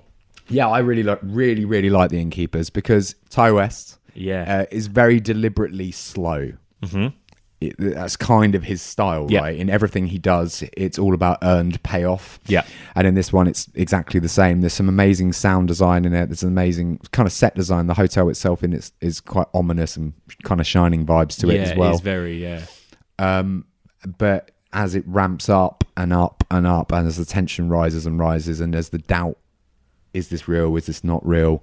Kind of shifts up. It kind of crescendos into like kind of a beautifully poignant, great moment. Mm-hmm. Yeah. And finishes with a very Ty West shot. I don't know if you remember the last shot. Yes. Where they're going into the room. Yeah. I mean, it's another slow burner. You do have to kind of sit with it and let it kind of do its thing and accept its pacing and its rules, because it doesn't follow the 10-minute jump scare, 10-minute jump scare. No, it doesn't. Although it does have some jump scares in it. Horrible ones. One jump scare which is meant to be in the story a fake jump scare, where they watch something on a laptop, absolutely terrified me when I first watched it. Yeah, it's great, isn't it? It had He's that like, effect. Let's keep watching the check. Yeah. Because everyone's done that to their friends anyway. Of course, it's horrible. And it's the same with there's a jumpy moment with a piano, I remember, that got me as well. Yeah. And it's all the classics, but you're right. I think, what Ty West does is he does kind of add an interesting, clever twist to some of the old classic sort of tropes of horror. Exactly. And he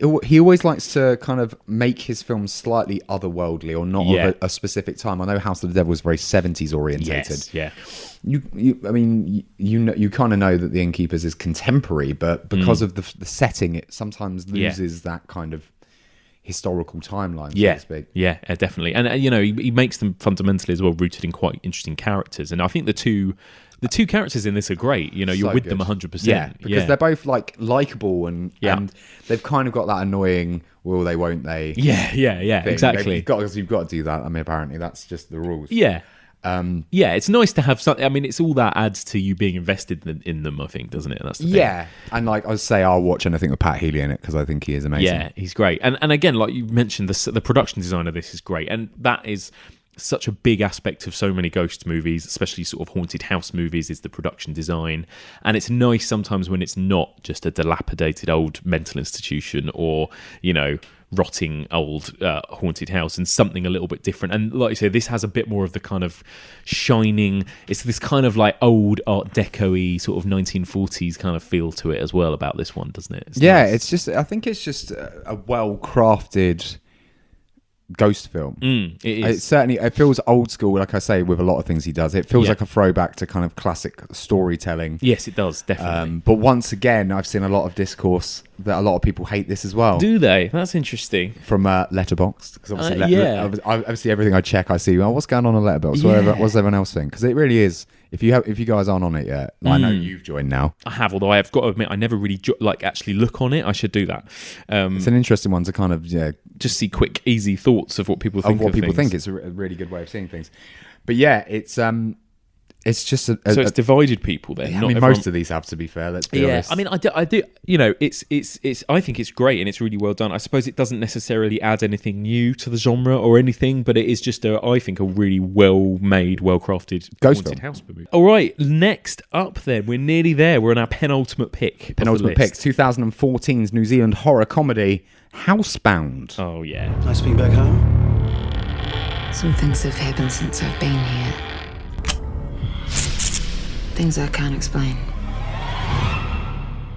I'm not the only one who thought there was a ghost in this house, Kylie. What are you going to do against a hostile spirit? I'm going to smash it in the face. When you put an overactive mind in an inactive environment, there's bound to be complications. I don't need a counselling session, I just need to get out of this house! Oh no, they've been doing this all week. Hold on. Oh, yeah. Love this movie. And again, maybe not many people know or have seen this film, which is why it's definitely worth recommending. Yeah, so this is why I picked it, because I thought it'd be good to have another kind of comedy element to it, because I think there are some really good haunted house, ghosty comedies, not The Haunted Mansion. But this film played at Fright Fest in 2014 and kind of tore the roof off. Like everyone, it was one of the late night movie slots. It's so much fun. And it's super fun. And annoyingly, It was on Netflix. It's gone. It's gone. Yeah. So Netflix, if you're listening, which you're not, because you're listening all the time, you're sentient now. Yeah, exactly. Please put Housebound back onto Netflix because it deserves to be seen. It does. So it's directed by Gerald Johnston, who hasn't really done anything since, which is a kind of a travesty. And features the Rima Tiwata, who is or Watita. Sorry, I feel I'm really bad at New Zealand names. Me too. Who was in Hunt for the Wilder People. Yes.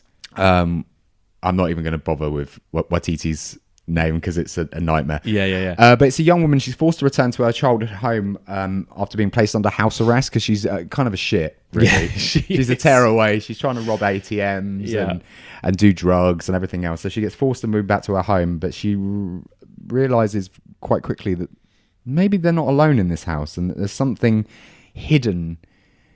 And from there, it kind of plays half straight horror. It does, with some really creepy shots, moments, but also it's so funny. Yeah, it's wonderful, like that classic kind of Kiwi horror. It's like Black Sheep and, tonally that kind of a thing where it's kind of ridiculous and funny, but also it knows when to go for proper horror. It goes for the throat when she's down in the basement and stuff like that. Yeah. And she's getting kind of...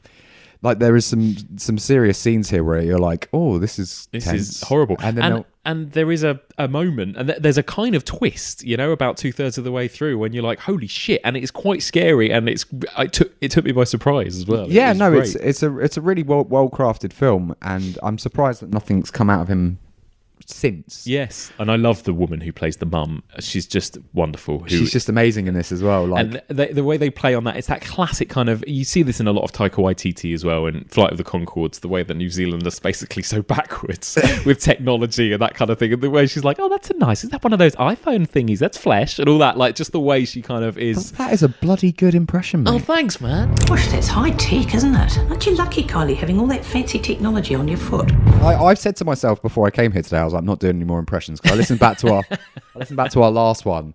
I'm doing them every 30 seconds. I was like, I'm not doing it again. I loved it.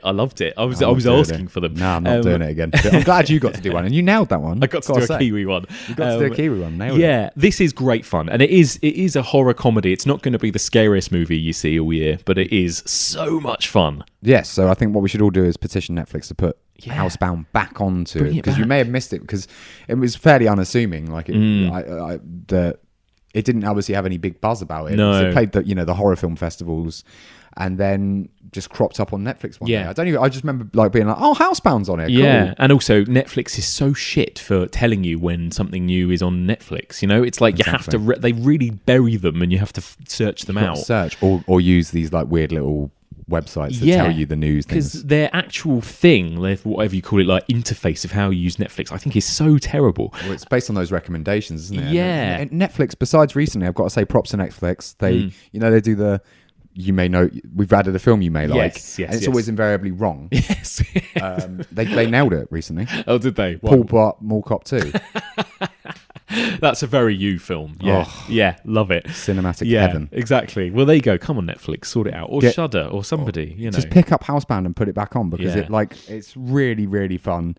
So it's super funny, super scary, not super scary, but scary, good. Yeah. And following on with the Kiwi horror traditions, which you've got to celebrate. Yeah, exactly. It almost loops us all the way back to the beginning of your list there with Peter Jackson. It does indeed. It's tonally very similar. But we're going to mess it up with one more. One more pick. Okay, so this is it. Your last official pick, at least. We'll probably name a couple of others afterwards. Yeah, we've got a list to get through. But the last pick we're going to talk about is 2015's We Are Still Here.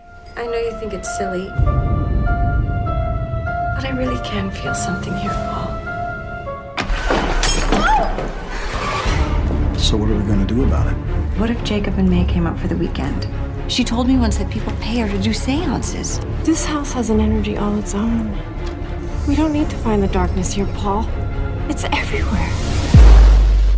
Starring the amazing Barbara Crampton. I love Barbara Crampton. Who doesn't love Barbara Crampton? I mean, her being at Fright Fest for the entirety of last year. I never got to say anything to her. I'm sure you did, because you're a lovey. I did briefly. Yeah, of course you did. But also, what is nice about Barbara Crampton, and it's the same with a lot of these people that are kind of, I suppose, horror royalty in terms of, actors and directors, they just get stuck in, especially at Fright Fest. They just muck in and they chat to people, and they're there at the bar, or they'll go see movies and they'll just sit and enjoy it with the horror fans kind of thing. And she was very normal. And that's the best compliment I think you can give a celebrity is normal. Down to earth. Yeah. Accessible. So in We Are Still Here, a grieving couple moved to an isolated farmhouse in New England and wakes up, and every 30 years it wakes up and needs to be fed. Yes. Yeah. Effectively. That's it. I mean, we were talking about this before we started recording, how it's stripped back, it's bare bones. It's as we called it, Fulci does. It's Fulci does ghosts, isn't it? Fulci does ghosts. It's very the Beyondy. Yeah, totally. I think that is the main thing you could say to recommend Which is why I love it. Lucio Fulci or like this. It is like, it must be I've not heard. I don't know who is the director. I don't know. I can't pronounce his name very well, but I'm going to give it a go. So I'm really sorry, Ted. Ted Geoghegan. Okay. Geoghegan. Yeah, Geoghegan. Yeah. He's sorry about that, Ted. We're just going to call you Ted from now on. Sorry, Ted. But I'm sure Ted probably meant for this to be somewhat of an homage to It's Lucio definitely an Fulci. homage. Because, it's all basement related in terms of that's the realm, and obviously in the Beyond and in House by the Cemetery. Exactly. It's always in the fucking basement. Exactly, yeah. And actually just the design of the monsters. And that's the thing with this movie, it starts off looking like one thing, and I thought, okay, this is going to be a kind of, a sad, melancholic, because it starts off with these parents who have lost a kid and they move to this house, and is it haunted? Is it haunted by their son? Snow covered, it's sad, it's bleak. It is bleak, actually. The way it looks, it's kind of dirgy in the way that it's filmed. Stark and kind of just... And you think, okay, this is going to be one of those, like we've talked about, psychological grief, melancholic kind of horror, haunted house movies, low key, and it is not. And then it just goes fuck you. And then it is like monsters, stabbings, maulings. It is a proper monster movie. Then in the second half, and it's great. It's really well done. Once again, played Fright Fest, where literally tore the roof off. I'm sure it did tear the roof off. And is now, I believe, it's on Amazon Prime. Yes, it is. Yes, exactly. So if you've got Amazon Prime, you can watch it there if you haven't seen it. It's just really solidly done. Like, once again, it's just a tight 90 minutes. There's no fat on it. Not at all. And I'd say the fact it's so Fulci-esque is, for me... Yeah. Just... It's great fun. Best. It's old-fashioned, isn't it? It kind of throws everything at you. And I think if you're not a fan of the really stripped-back, low-key... Session 9 Lake Mungo type movies and you want something a bit more visceral, this is definitely one. This is a nice mean point, because you've got a bit of that and then you've got a bit of Jesus, this is taking a turn. Yeah, exactly. But yeah, it's a very, very strong recommend from me. It's also got Larry Fessenden in it, who's kind of like horror royalty. Yeah. And Ted G has got a new film out in America at the moment called Mohawk that's apparently making quite a lot of waves. Nice. Not out over here in jolly old England. Is it a horror? Kinda, not really. Okay. Native American. Oh, okay. It's apparently a bit of a weird one. Okay, nice. Oh, but yeah, well, I'm intrigued. Well, Keep an eye out for that. But yeah, that's a good recommendation, a good way to end the list as well. We Are Still Here. So that is on Prime, is it? It's on Prime, there you go. We are still here talking about bloody ghost films. Yes, exactly. Here we are. All right, so that's your 10. I'm going to run through them again, just once more. So you started with The Frighteners, Stir of Echoes, What Lies Beneath, Session 9, 13 Ghosts / Ghost Ship in the same entry, Lake Mungo, Grave Encounters, The Innkeepers, Housebound, and We Are Still Here. Good list. I think it's a very strong list. Yeah, I mean, it's the best. This episode could have been about 17 hours long. That's the problem with the list. Yeah, that's the problem. Compiling. When I decided to do a kind of series on ghost movies, I kind of didn't realise the sheer volume. What you were getting into. And you get tweets from people going, "Well, I hope you're going to cover this. I hope you're going to cover this." And it's like, oh shit. Well, unless you want to do ghosts for 3 years, I'm not going to be able to. Yeah. So this is our opportunity, basically, to plug those gaps. So any other honourable mentions? We'll mention more briefly. So I'm going to do these very, very quickly. And they're honourable and dishonourable mentions because some of them are just, relevant to mention. Yeah. So we've got the remake of The Fog. Oh, God, terrible. Don't watch that. Yeah. 1408. Yes. Which was a strong contender to be covered in this list, only for the reason that I've never seen it. Oh, what? Oh, my God. We found a film I've never seen. Well, do you know what, Brad? I did not like it. I would personally, I would not recommend 1408, but I know a lot of people that did like it. Yeah, I know. It's a weird one. It was escaped me. Dead Silence. Oh, of course, yes. Which me and Louise did briefly talk about when we were talking about James Wan and you kind of got to mention that. Yeah. Then you've got The Messengers with a little young Kristen Stewart. Yes, of course. Yeah. Farmhouse. Mirrors with Kiefer Sutherland, which is great. Which was it, and it's Alexandra Arger, isn't it? Yes. Switchblade Romance. Yeah. Was quite tempted to do that one, but time's a thing. Yeah. Haunting in Connecticut. Yeah, pretty bog standard. Yeah, that one. Lovely Bones. Yeah. Mama, which was actually Andy Neumann told me that was his favourite ghost movie, Mama, interestingly. Yeah. Are you serious? Yeah. Wow. He loved it. He said him and Jeremy Dyson both in love with that film. I mean, it's Jessica Chastain, so it's got chops, but no, I hated it. I've got to say, I didn't see. Also, Scary Movie 5, fuck that film for me. Oh, really? It's basically all set around Mama. And is it? It's one of those ones where I get confused which one is the real one. Bloody and scary then movie. Mike Flanagan's worth a quick note because he's cut his teeth with Absentia, which everyone loves, and I think is mediocre at best. Yeah, I think it was fine. I don't quite get the love for it. But Mike Flanagan, we should talk about. He kind of did a Ouija as well, so he's kind of cut his teeth on several horror film. He's very, very good at horror, actually, at horror direction. And recently this year, or last year, it was Gerald's Game, which was, I really found that quite terrifying. The degloving scene. The degloving scene. And also that thing, it's like we talked about with Lake Mungo, where suddenly somebody has just stood in the corner of a room and you have to squint to suddenly see that they're there. Absolutely terrified me. Not fun. That one. I'm pretty sure Mike did another one. He did Oculus. Oculus, which I've skipped out there. There's Oculus. So Oculus, I rewatched last week actually, and I think it's great. That's the second time I've watched it, and I kind of forgot how clever and interesting it is. And it is like, it feels like a bit of a hokey story, this kind of magic mirror or this kind of demonic possessed mirror that may, cause people to murder themselves or whatever. But the story is told really well and unfolds really well with these two people in this room, and it flashes back to their childhood and it kind of pieces it together in a sort of clever way as it goes on. Yeah. I was kind of toying with the idea of talking about that one because I think Mike's done a lot of ghost films. So I think he's worth a note. I know I was going to cover Absentia because that's definitely the one that people probably haven't seen. Yeah, because it was the one he started off doing. Yeah, and everyone I know loves it. Yeah, it's totally fine. Yeah, it's fine. Exactly, it's fine. And then Unfriended. Yes, of course. Haunted Facebook movie. Yeah.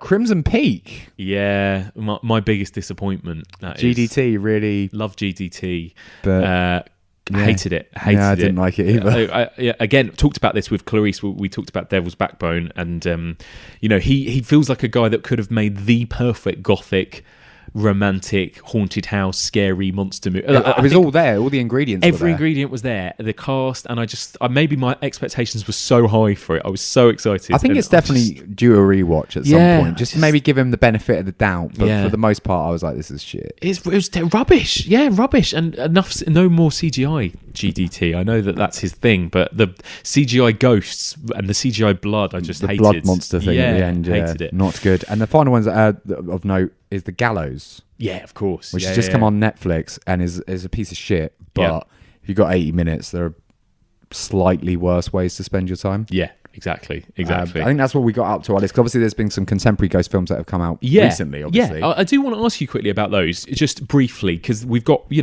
going to go right up to the present day now. But last year, I've had a lot of people ask about whether or not we would cover a ghost story. Are you running late? Did you see too much?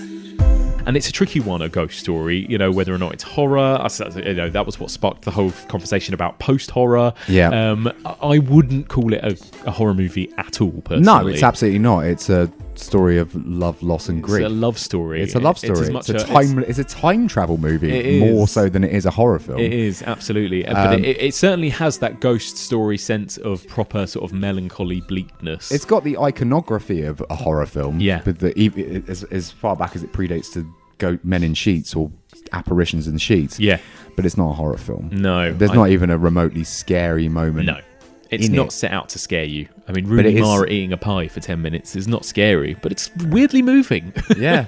I mean, that was a divisive film as well. A lot of people hate it. A lot of people love it. I loved it, personally. I love it. Did you love it? Yeah. I absolutely swept up in it. I can't... I've only watched it the once, and I can't say whether I'd ever want to sit down and watch it again. I did it 2 times last year. Did you? Keen bean. But on a big screen, I think is one thing. I think if I watched it at home, I'd feel the need to kind of check my phone because one of those movies, it's like it's so quiet and so low key. You'd need to, and I think watching it on a big screen in a dark cinema was perfect. Yeah, because you need to let the film wash over you. Yeah, and I'm awful at watching films at home. Me too. I'm terrible. Bad. Yeah, that's why I have to go to the cinema because I'm made. Yeah, exactly. I'm sat down like a naughty child. And been like, watch this, and you get the best experience that way anyway. But yeah, Ghost Story, obviously we both love it. I wouldn't recommend it as a horror movie for a horror podcast, but it's brilliant all the same. A very good ghost movie. And probably the last thing we need to touch on, which I know has been briefly touched on other episodes, but we haven't done, I wouldn't say a deep dive, but the Insidious movies. Exactly, Insidious. And again, me and Louise, we talked about The Conjuring in great detail and The Conjuring 2, and we briefly mentioned other James Wan movies like Dead Silence and in passing Insidious. But yeah, what are your thoughts on Insidious? I'm sure everyone out there's seen it. I think it has, like, the first one has its moments, like the intro kick in with the and the Insidious bit. Yeah, there's some really good moments in it, but when you see the demon, and he looks like a goth Darth Maul, you've lost me. That is exactly where it falls down, isn't it? And it is literally that point, and you could draw a line in it because everything up until that point is I'm good. With it 100%. And then there's the little shot of Patrick Wilson with like him over the shoulder going, yeah, which a lot of people say is like I've read articles where it's like the greatest ever jump scares and stuff like that. Yeah, some people love it, but I thought it was like at that point I'm just like, I'm out. Yeah, me too. And there's some such promise up until that point where you've got the baby monitor noises, you've got the person stood behind the shadows with the fingers and stuff. Yeah, and then but the film like crescends in like effectively a Rob Zombie music video. Yeah, it does. Like he's in like he's there and he's all rocking away and like kind of rocking out almost, and I'm like, what the. Yeah, I don't mind it. I don't mind the kind of... It's quite interesting that they've created this kind of world, and in some ways it's at least a bit more original than The Conjuring, which is basically just Amityville or any of those haunted house movies. It's by the numbers, but yeah, I like the fact that they've made an Insidious cinematic universe. Yeah, it's kind of cool. And, you know, it's spawned, what now, like 4 or 5 sequels? Yeah, I never saw the recent one, The Last Key. The Last Key. You don't need to. Yes, I heard. I actually didn't mind Insidious 3. That's the one with the broken leg girl. The last one I saw. Yeah, in a wheelchair in a kind of apartment block. Yeah, because once again, some people love that villain and some people hate it. The kind of smoky, a gas mask. Oxygen mask. Yeah. I personally kind of found it quite disarming and creepy. Yeah, exactly. I know a lot of people were like, it's just an old man. Yeah, well, exactly. And there's also the Insidious has the woman with the veil over her head, the kind of scary old bride or whatever she is. I've forgotten. Grieving widow. Yes, exactly. It's got some good kind of, I think moments. James Wan is, I find a frustrating director because you feel like he loves horror and he really wants to kind of do justice to some of these movies he grew up on, but I feel like they just always resort to kind of quite cheap jump scares, really. That's all they are now. I mean, the Last Key is... Yeah. Is that all it is? Oh, it's terrible. Yeah. I'd say if you want me to do in order of the best ones very quickly, I would probably say it's still 1. Mm-hmm. Yeah. 1, 3, 2, and then 4. Yeah. I'd go that way. Yeah, sounds about right. Yeah, so I mean, and again, there's almost no point recommending Insidious to people because I'm sure everyone out there has seen it. Everyone and their mums has seen it. So much money, everyone's seen it. But yeah, there's our 2 pence on it anyway, just in case. And actually, I should ask you as well. Really, I've interviewed Andy Nyman on this podcast. We've talked a lot about Ghost Stories. It's now out. What do you think of Ghost Stories? Loved it. Yeah, me too. Loved it. Absolutely loved it. Didn't think I would, to be honest, because this is more my fault than their fault. I'd seen the stage play and then completely forgotten that I'd seen it. Brilliant. But I don't think that's not a slight on you guys. It's a slight on me having a very bad memory when it comes to theatre and a very good one when it comes to film. Yeah. I watched it recently and thought it was a really faithful adaptation of the stage play. It is, yeah. But it adds a lot of layers to it, and the brain sees what it wants to see, and the kind of where everything gets wrapped up as it does. Yeah, loved it. I had people walk out of it though. Really? I went to like a preview, and lots of people hated it and walked out. Interesting. I wonder why. I mean, there's nothing about it that I would say is particularly like. It's got crowd-pleasing stuff in it, hasn't it? I mean, it works on every single level that it attains to be. I think a lot of people, but certainly the people that walked out near me, had a real big problem with Alex Lawford's performance, which I think is amazing. I think he's the best thing in it. I think he's so good in it, but they were getting frustrated with how over the top he was. Panicky and panicky. Oh, I loved that. That for me, from it was the weakest section of the stage play, I think, the middle section. I think it's maybe the weakest section of the film as well. Well, weirdly, I liked it more.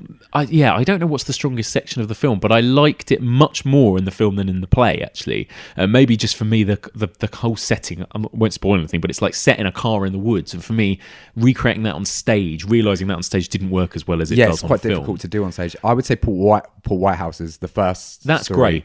I think is my favourite of them. And it's the best one in the play as well. Yeah. But then the Martin Freeman one kind of, it's always the last key that opens the door. Yeah, that's good, and it gets better and better as it goes on. End. Yes, yeah, and I think it's a really, really, really accomplished British debut. Well, not debut, but British film. Yeah, it is, and it should be celebrated. It's come out amazingly at the same time as A Quiet Place, which obviously not ghosty, so we won't talk about it, but also fucking amazing, absolutely amazing. Do you know there's another one coming out that's based on the book that A Quiet Place is based on? Really? No. So there's my job, my insider info. Maybe I shouldn't even be saying it, but whatever. I'm saying it now anyway. There's a German produced film coming out called The Silence, and it's based on a book that A Quiet Place borrows from quite heavily. Right. And the Silence should be coming out in Germany in September time, so maybe we might see it around that time. But they have a very, very, very similar theme, except instead of a farmhouse, it's caves. Ah, okay. And The Silence will feature Stanley Tucci. Oh, nice. Amazing. So got a bit of chutzpah with the acting chops. Excellent. But there's potentially a little litigious battle over rights and concepts. Oh, wow. Interesting. Okay, interesting. But all the same, Quiet Place is a masterpiece. Yes, it's absolutely very, very, amazing. very good. But so is Ghost Stories, and Ghost Stories needs the support. Go and see Ghost Stories. Even though by the time this podcast goes out, it will have been out for about 2 months probably, or a month. It'll be about a month, but it might still be kicking around some places, and just support the hell out of it. Yeah, absolutely. Wonderful. Well, there you go. I think we've done well there. We've got through a lot. We've done well. What is your favourite? Now, aside from your list, you can mention any ghost story you want. What's your favourite? The Innocents. Oh, good choice. I'm with you 100%. Which I'm surprised myself that that's my pick. Yeah. But it's The Innocents. I thought, for a film that emotionally and stylistically floored me. Yeah. Nothing close. Yeah. Love it. Absolutely. Love it. Couldn't agree more. Yeah, it's wonderful. All right, brilliant. Well, Brad, thank you so much for joining me. Pleasure. Let people know where they can find you out there in the world. So you can find me on Twitter at Hadbranson. Lovely. And you can follow me on Letterboxd at Splatterpatter with 2 T's, Patter. That's where he'll make you feel like you do not watch enough films. Or that you'll feel really sorry for me and think maybe he needs a girlfriend or to get out of the house a little bit. No, I'm generally just envious. Brilliant. Thank you so much. Absolute pleasure. And that's it for this week. Thank you so much for listening. And a huge thank you to my brilliant guest, Brad Hanson. He's very, very useful, especially for episodes like this. Brad, if you're listening, please come back again and join me very soon. So, what did you think of this week's episode? What are some of your favourite and least favourite, lesser-known ghost movies? Are there any that we missed out that we should have mentioned? Get in touch. The email address is evolutionofhorror@gmail.com, or you can tweet us at evolutionpod, or you can find us on Facebook, facebook.com/evolutionofhorror. And if you want to discuss this week's episode or the podcast or horror movies in general with other listeners, join the discussion group. That's called the Evolution of Horror Discussion Group, and that can be found on Facebook. And if you get a chance, if you haven't already done so, please leave me a little rating or review on iTunes. It's really, really helpful. And on that note, I'm going to give everyone who has left a review recently a little shout out and a thank you. So a big thank you to Dobby624, Ray_like_the_fish, Andy13, Legend Killer 07, Curtis, Hannah Spanner 30, and K290190. Thank you so much to all of those people for leaving me such lovely reviews in the last couple of weeks. Much appreciated. And as I say, if you get a chance, please do drop me a little review, and if you do, I will give you a special shout out and a thank you on the podcast in the future. So we've nearly reached the end of our journey through the evolution of ghosts. And so what we're going to do next week is finish with in-depth reviews of 2 modern-day ghost masterpieces. These are 2 movies, a little bit like It Follows at the end of the slasher series. These are 2 movies that are so incredible that I think are going to go down as timeless classics, just like The Innocents, The Haunting, The Changeling. And it's a nice way to kind of show how far the genre has come. And there is so much to talk about with these 2 movies. So, the first movie may be controversially to include in a series on ghosts, but I'm hoping I can convince you why, is Jennifer Kent's 2014 movie, The Babadook. Absolutely incredible film. If you haven't seen that, please do go away, give yourself a treat and watch it before next week's episode. And the other one we're going to be discussing alongside it, as they work so well as a pairing, is Babak Anvari's Iranian ghost movie from 2016, Under the Shadow. And these are the final 2 movies that we're going to be discussing in spoilerific detail this series. And to join me to discuss these movies is somebody, well, she's been on the podcast before a long time ago talking about Black Christmas and Alice Sweet Alice, and she's back. She was the film critic for BBC Radio 1 for a number of years. She's also worked for BAFTA, for the BFI, for Radio 4, and she also happens to be my girlfriend. It is the brilliant Rhianna Dillon. She will be here to join me to discuss The Babadook and Under the Shadow. So join us next week for all of this and more on the evolution of horror.